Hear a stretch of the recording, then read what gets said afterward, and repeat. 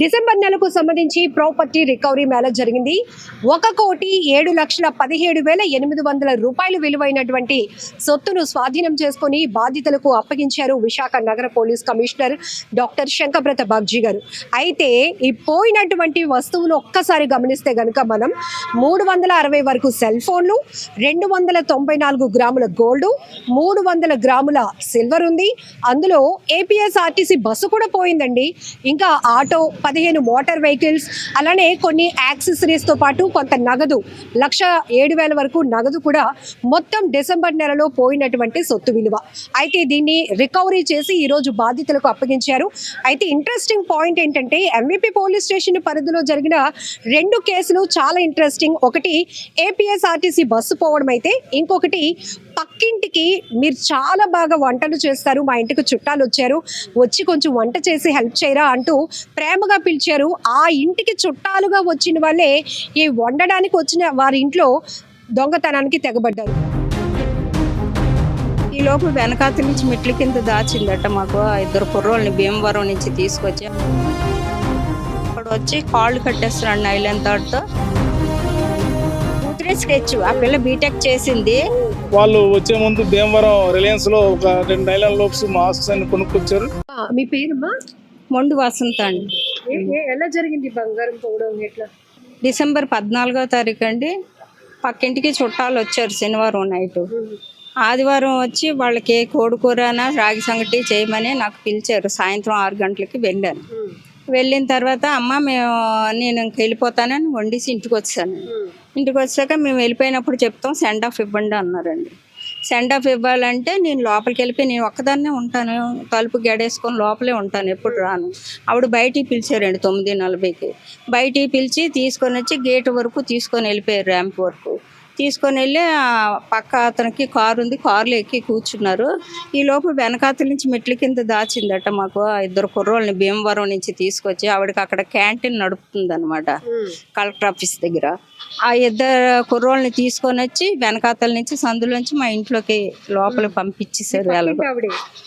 చుట్టాలు వచ్చారు పక్కింటికి. ఆ చుట్టాలు భీమవరం నుంచి తల్లి కూతురు వచ్చారండి. వాళ్ళిద్దరూ ఆల్రెడీ 2 కుర్రోళ్ళని తీసుకొచ్చారు ఊరు నుంచి.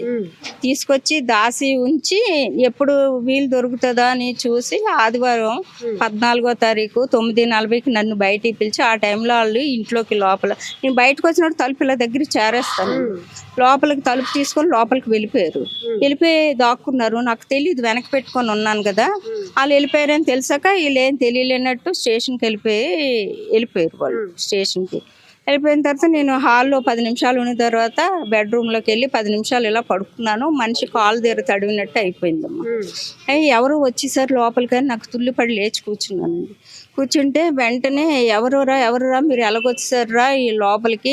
తలుపు తాళాలు వేసుకునే ఉన్నాను. ఒక 5 నిమిషాల కదా బయటకు వచ్చాను, ఏ టైంలో మీరు దూరిపోయారు అని చెప్పేసి వాళ్ళని ఫీల్డ్ పట్టుకొని అడుగుతున్నానండి. ఒకడు వచ్చి కాళ్ళు కట్టేస్తున్నాడు నైలాన్ తాడుతో, ఇంకోటి వచ్చి గొంతు నోరు చేత్తో మూసేస్తున్నాడు అండి, ఎడం చేత్తో. అప్పుడు వాడు వేలు, నా బొట్టన వేలు ఆడిది నాకు నోట్లోకి తగిలింది. వెంటనే కొరికాను వాడికి గట్టిగా. కొరకగానే వెంటనే సడలించాడు చెయ్య. వెంటనే లేచి నిలబడిపోయి మంచం నుంచి లక్ష్మి గారు దొంగ అని పక్క వాళ్ళని పిలిచానండి. పిలిచి ఇంక ఈవిడ అరుస్తుంది గట్టిగా అని చెప్పేసి తలగడతో మొహం మూసాడండి. ఇంకొక 2 నిమిషాలు కానీ మూస్తే నాకు ఊపిరి అందదు. ఒరే చచ్చిపోతున్నారా, నొక్కేస్తున్నాను, నాకు ఊపిరి అందట్లేదురా అన్నాను. చచ్చిపోయేటట్టున్నాను, నేను వీళ్ళని విజృంభిస్తే నన్ను చంపేస్తారని చెప్పేసి నేను తెలివి తప్పిపోయినట్టు కిందన పడిపోయానండి మంచం నుంచి. నేను అలా ప్లాన్ చేసుకొని కిందన పడిపోయాను. పడిపోగానే వెంటనే జుత్తు చేతులు వెనక్కి కాళ్ళు బొమ్మల్లా పడుకోబెట్టి కట్టేశారండి ఆ నైలాన్ తాడుతో. కట్టేసి నోటికి కూడా గుడ్డ కట్టేశారు గట్టిగా. మంచాన్ని కాదు, కిందనే జుత్తు చేతులు కాళ్ళు వెనకాతల నుంచి కట్టారు వెనక్కి. నోరు కూడా గట్టి కట్టేశారండి. బీరువాలన్నీ ఎర్రగొట్టిన సౌండ్, సెల్ లైట్లతో చూస్తున్నారు. నాకు తెలుస్తుంది వాళ్ళు అన్ని చక్కబెడుతున్నారని, కానీ నాకు తెలివి ఉన్నట్టు నేను మెదల్లే అనమాట. అయితే అప్పుడు వాళ్ళు ఆ బీరువాలు అవి ఎరగొట్టేసి చూశారు. బీరువాలు ఏం డబ్బు అవి లేదండి, కొంచెం వెండి ఉన్నది. నా కాళ్ళు పట్టీలు మట్లు తీశారు, నా ఒంటి మీద బంగారం తీశారు. 10 తులాలు అలాగా, 5 తులాల గొలుసు, 4 గాజులు, ఒక చిన్న చేను, 2 ఉంగరాలు, 10 తులాలు ఉంటాయి. అవి తీసేయడం నాకు తెలుస్తుంది కానమ్మా, ఏమీ చెయ్యలేని పరిస్థితి, చెయ్యలేని పరిస్థితి నాది. అలాగ ఉండిపోయాను. వెళ్ళిపోవడం తెలుస్తుంది. మరి ఇంకా పర్సుల్లో డబ్బులు ఉన్నాయేమో చూడండి అని ఒకడు అన్నాడు అని పర్సులో 1000 రూపాయలు ఉంటే ఆ డబ్బులు పట్టిపోయారమ్మా. ఇద్దరే కుర్రాళ్ళు. అది వెంటనే ఆ టేబుల్ మీద నేను తాళాలు పెడతాను హాల్లోని. ఒరే తాళాలు తీరా అన్నాడు ఒకడు. తాళాలు తీసి బయటికి వెళ్ళిపోయి బయటికి గడేసిరా అన్నారు. తాళం కప్ప తాళాలు కూడా పట్టుకొని వెళ్ళిపోయారండి. ఆ కట్టేసిన తర్వాత నాకు ఇంకా వణుకు వచ్చేసింది. నెమ్మదిగా చేతులు నైలాన్ తాడు కదా లూజ్ చేసుకొని అలా ఇప్పేసరికి 20 నిమిషాలు పట్టింది నాకు. 20 నిమిషాలు పట్టి ఇప్పుకొని తర్వాత నేను అప్పుడు పక్క వాళ్ళకి పిలుద్దామంటే అందరూ పడుకొని ఉన్నారు. ఎవరికి తెలియరాదు. 11 గంటలు రాత్రి 11 గంటలు. అయితే నేను ఇప్పుకునేసరికి 11:20 20 నిమిషాలు ఇప్పుకున్నాను. వాళ్ళు పిల్లడానికి నాకు కాలేదు. ఈ లోపు నా కాళ్ళు చేలు వణికిపోయమ్మ. వెంటనే తలుపు లోపల గడేసేసుకొని ఉండిపోయి తెల్లవారు వాళ్ళు లేస్తారు ఎప్పుడూను. 5 గంటలకు లైట్ అయ్యగానే బాత్రూంలోకి వెళ్ళి ఏమండి లక్ష్మి గారు ఎవరో బయట గడేసేసారు ఒకసారి రండి అని పిలిచాను. దొంగ అని కూడా అనకుండా వెంటనే వాళ్ళ ఆయన గారు వచ్చి గడ తీసి లక్ష్మి రా ఇలాగా దొంగలు పడ్డారు ఆంటీ గారు ఇంట్లో అని తల్లి కూతురు వచ్చారండి. వెంటనే ఆయన 100కి ఫోన్ చేద్దామని ఫోన్ చేశారండి. మా పాప కూడా అప్పుడే చేశాను ఫోను. పక్కన పడుకున్నారు. వాళ్ళు స్టేషన్లో దింపేసి అద్దుకున్న వాళ్ళు కూడా ఫోన్ చేస్తే వెంటనే వచ్చారు. వాళ్ళకు కూడా తెలియదమ్మా, తెలియకుండా చేశారు వాళ్ళ ఇంటికి వచ్చి చుట్టాలు. చూడండి అంటే మీ ఇంటి పక్క వాళ్ళు మీ ఇంటి పక్కింటి వాళ్ళ ఇంటికి చుట్టాలు వచ్చి వాళ్ళు ఇంత స్కెచ్ చేసి మీ గురించి గానీ మీ దగ్గర తెలియదు వాళ్ళకి. అయితే వీళ్ళు ఎలా ప్లాన్ చేస్తారు, వీళ్ళే వచ్చి ఎలా చేస్తారని నేను అనుకోలేదమ్మా నిజంగా. ఎక్కడండి మీరు ఉంటుంది? ఏ స్టేషన్ లిమిట్ లో జరిగింది ఇది? ఆర్లో పోలీస్ స్టేషన్. మీరు ఏ ఏరియాలో? నేను దార్పాలెం. అడివారం పైనాపిల్ కాలనీ మధ్యలో వస్తుంది ఆ ఊరు.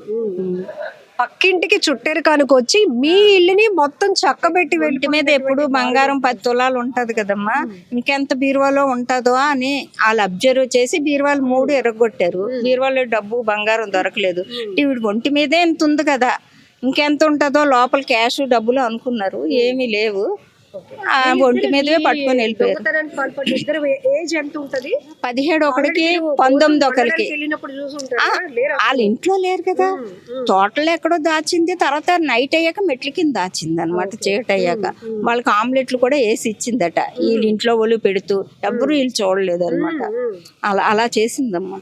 అలా చేసి ఆ గుంటలని వీడు బయటకు వస్తున్నాం వాళ్ళకి ఇంటి ఇచ్చింది. గట్టిగా అరిచింది కదా, అమ్మ బయటికి ఆంటీ రండి సెండ్ ఆఫ్ ఇవ్వండి వెళ్ళిపోతున్నాను అన్నది కదా. వాళ్ళకి తెలిసింది. ఇలా కూతురు కూడా ఒకసారి మధ్యలో వచ్చింది బయటికి. వస్తే ఏటో మర్చిపోయిన అన్నది. అంటున్నాడు వాళ్ళ మేనమామ డాక్టర్, ఇప్పుడు ఎందుకు మళ్ళీ వెనక్కి వెళ్తున్నావు అంటే ఏదో మర్చిపోయిన మై తెస్తానంటే వాళ్ళని అలాగే వెళ్ళిపోండి అని చెప్పడానికి. కూతురు 21 సంవత్సరాలండి, తల్లికి 42 సంవత్సరాలు.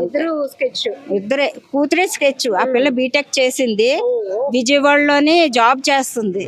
దాందే ప్లాను. అదే 2 సార్లు వచ్చి బాగా చూసింది ఇవిడు ఒంటి మీద బంగారం ఉందని. ఏమో చూడండి, అందరూ ఇలా దొంగతనాలు చేస్తే మాలాంటి ఒంటరి మహిళలు ఏమైపోతామమ్మా. ఇప్పుడు దొరికింది, కేసు కట్టారు పోలీసులు, ఇన్వెస్టిగేషన్ తర్వాత మీ పోయిన సొత్తు అంతా మీకు వచ్చింది ఓకే. కానీ ఆ రోజు ఉన్న పరిస్థితి మీరు చెప్తే మాకే భయం వేస్తుంది, వణుకు పుడుతుంది. 2 నిమిషాలు నాకు నొక్కేస్తే నేను చచ్చిపోతాను. అరుస్తున్నది కదా నొక్కిపోతున్నారు. ఇంకా నేను చచ్చిపోతాను, లాభం లేదు అని స్లో కోల్పోయినట్టు నేను నా ప్లాన్ మీద నేను అలా చేసుకున్నాను. అది జరిగింది. ఉపయోగించబట్టికే చంపేస్తారు. ఇంకా నేను అరిచాను అనుకోండి చంపేయడానికే చూస్తారు, ఎందుకంటే వాళ్ళు దొరికిపోతారని భయం కదా. అలా జరిగిందమ్మా. వెంటనే పోలీసులు 350 సీసీ కెమెరాలు ఎత్తుక్కొని వెళ్ళి పట్టారు. ఎత్తుక్కొని వాళ్ళు వెళ్ళారు. వెంటనే సిఐ గారు అన్ని రికార్డ్ చేసుకున్నారు ఆ నైట్. వెంటనే నన్ను హాస్పిటల్కి పంపారు. మూతంతా చిదిగిపోయింది, పళ్ళు 2 కదిలిపోయి బ్లడ్ వచ్చింది. కొట్టలేదు, నొక్కేయడం గట్టి కట్టడం, చేత్తో గట్టి ముందు నొక్కాడు కదండి, అప్పుడే చిదిగిపోయింది నాకు పెద్ద మధ్యని. ఇదిపోయి బ్లడ్ అది అయిపోయింది. ఈలో పోలీసులు రావడం అన్నీ జరిగిందమ్మా. కానీ చక్రధర్రావు గారు ఆ రాత్రి 11 గంటలకు కూడా వచ్చి ఆయన ఇన్వెస్టిగేషన్ చేసి ఎంత బాగా చేశారో నిజమే సిఐ గారమ్మా. ఇప్పుడు మీ పక్కింట్లో ఉంటున్న వాళ్ళు ఓన్ హౌస్ రెంట్కమ్మా. వీళ్ళేమవుతారు? తల్లి కూతురు చుట్టాలు? పెద్దమ్మ కూతురు. ఆలి ఇప్పుడు దిగిన తర్వాత మా ఇంట్లో 3.5 సంవత్సరాల్లో ఎప్పుడూ రాలేదు. ఈ మధ్య డైలీ 3 సార్లు వచ్చారు అనమాట నెలలోనే. ప్లాన్ వేసిందట ముందు సరే, పాప మనోడు ఉన్నారని వెళ్ళిపోయింది. అది 10 రోజుల తర్వాత మళ్ళీ వచ్చేసింది. ఇదంతా పోలీసులు ఇన్వెస్టిగేషన్ ఒప్పుకున్నారు. ఓ చెప్పినవే అండి.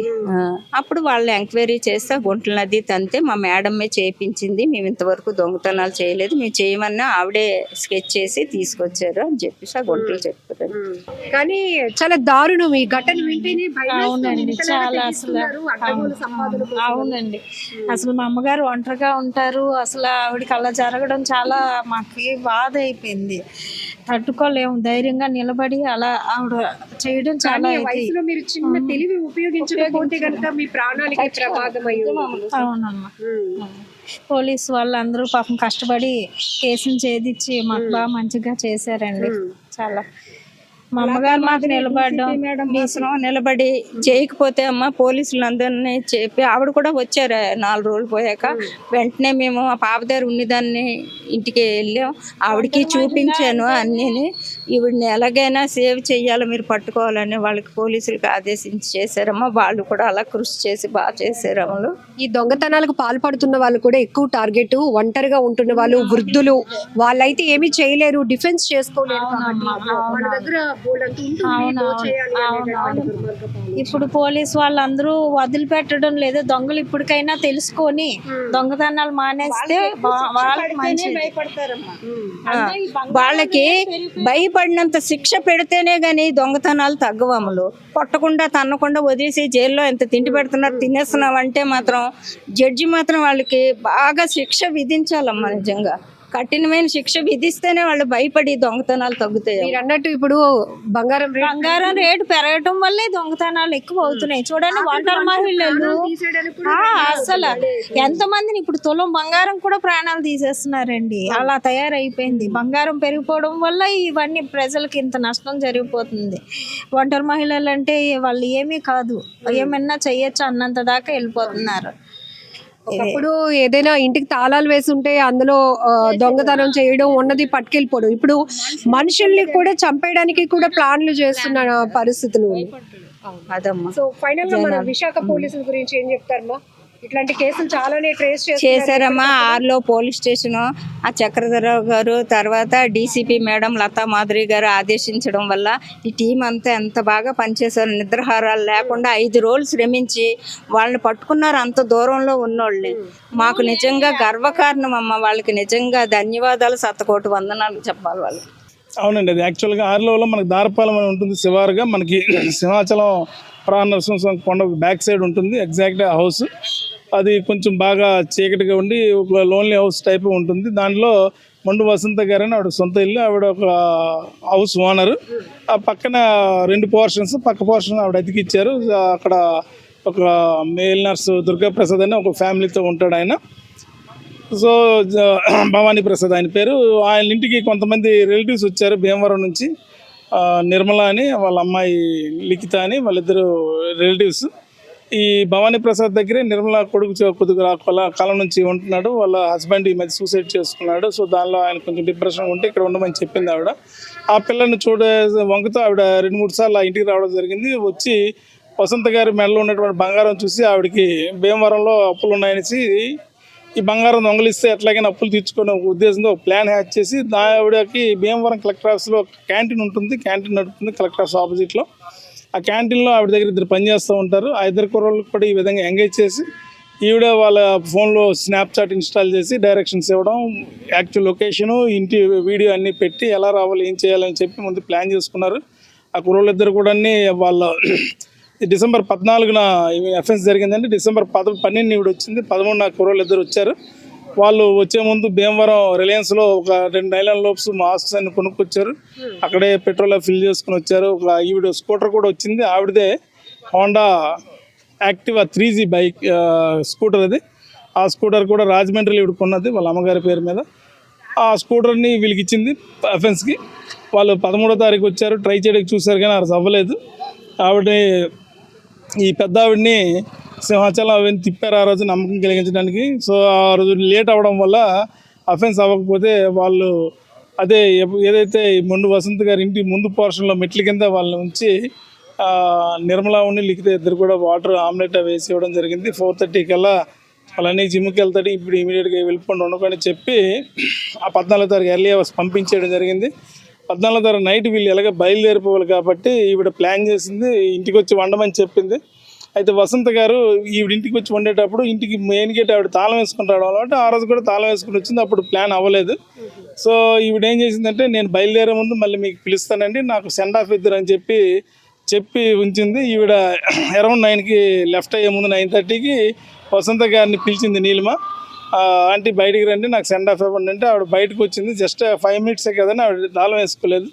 ఆవిడ ఇలా బయటికి రాగానే మెట్ల కింద ఉన్నటువంటి ఇద్దరు అభిషేకుని తర్వాత వంశీ ఇద్దరికి వీడి స్నాప్చాట్లో మెసేజ్ పెట్టింది, ఇలా బయటకు వచ్చింది, మీరు లోపలికి వెళ్ళిపోండి అని. ఇద్దరు కుర్రాళ్ళు ఈ 5 minutesలోనే చుట్టూ తిరిగి ఇంట్లో లోపలికి వెళ్ళి మంచం కింద పడుకోమని కూడా ఈవిడ ఇన్స్ట్రక్షన్స్ ఇచ్చింది. మంచం కింద పడుకున్నారు. ఈవిడ ఒక 5-10 minutes తర్వాత ఆవిడ గుడ్ బై చెప్పేసి ఇంట్లోకి వచ్చి లైట్లు ఆపేసి మంచం మీద పడుకుంటే వెంటనే ఇద్దరు కుర్రలు కూడా ఈవిడ కాలు చేతులు పట్టుకొని వాళ్ళు తెచ్చుకున్న నైలాన్ రోప్స్ కాళ్ళకి చేతులు కట్టేసి ఆవిడ నోట్లో అరుస్తుందని ఆవిడ యొక్క లంగాని నోటికి కట్టేసి ఆవిడ మెడలో ఉన్న బంగారు వస్తువులు, చేతుకున్న గాజులు, ఉంగరాలు, పట్టీలు అన్నీ తీసుకెళ్ళిపోయారు. మనకి ఆ రోజు ఆవిడ పాపం చాలా భయపడిపోయి ఇమీడియట్గా ఫోన్ కూడా తీసుకెళ్ళిపోయారు అనుకుంది. ఆ రోజంతా అక్కడే ప్యానిక్ అయి ఉండిపోయి early hours back side bathroom నుంచి అరిస్తే వెనకింటి వాళ్ళకి వినిపిస్తుంది. అక్కడ నుంచి కొంచెం గట్టిగా అరిచింది అంటే ఇలాగ దొంగలు పడ్డారు, బయటికి తాళం వేస్తారు రండి అంటే. సినిమాటిక్ రేంజ్ లో ఈ స్కెచ్ అంతా ఉంది, ప్లానింగ్ కానీ ఇవన్నీ వింటే ఎక్కడో భీమవరంలో ఉండేవాళ్ళు అక్కడ తల్లి కూతురు వాళ్ళ అప్పులు తీర్చుకోవడానికి విశాఖలో ఉన్నటువంటి ఒకరింటికి చుట్టరికంగా వచ్చి ఆ పక్కింటి ఆవిడ ఒంటరిగా ఉన్నారని ఆవిడ దగ్గర ఉన్న డబ్బు బంగారం చూసి ఇట్లా స్కెచ్. ఇందులో తల్లి కూతుర్లలో లిఖిత బీటెక్ చదివిందంట కదా సార్ ఈ స్కెచ్? అవునండి, ఆవిడ చదువుకుంది, తల్లికి ఎక్కువ అప్పులు ఉన్నాయని ఆవిడ ఈ విధంగా చేసి తప్పులు తీరిపోదని ఇద్దరు మదర్ అండ్ డాటర్ ఈ విధంగా ప్లాన్ చేసి ఆ ఇద్దరు కూడల్ని ఎంగేజ్ చేసుకున్నారు. వాళ్ళకి 1 లక్ష రూపాయలు ఇస్తామని ఆశ చూపించారు. వాళ్ళు కూడా మాస్కులు వేసుకోవాలి, గ్లౌస్ పెట్టుకోవాలి, అన్నీ వీళ్ళు ముందుగా ప్లాన్ చేసుకుని వాళ్ళకి ఇన్స్ట్రక్షన్స్ ఇవ్వడం అన్నీ వాళ్ళు పర్చేజ్ చేసుకుని వచ్చారు. భీమవరం రిలయన్స్ మార్ట్లో పర్చేజ్ చేసుకుని వచ్చారు. ఇవన్నీ వచ్చిన తర్వాత వీళ్ళు కంప్లీట్గా హుడీస్, మాస్కులు వేసుకుని వచ్చి ఈవిడ పడుకున్న ఆవిడని వెంటనే కొంచెం గట్టిగా పట్టుకొని కాలు చేతులు కట్టి నోరు కట్టేసి తీసుకువెళ్ళిపోయారు. బయటకు వెళ్తున్నప్పుడు బయట నుంచి గడయి పెట్టేసి వెళ్ళిపోయారు అనమాట.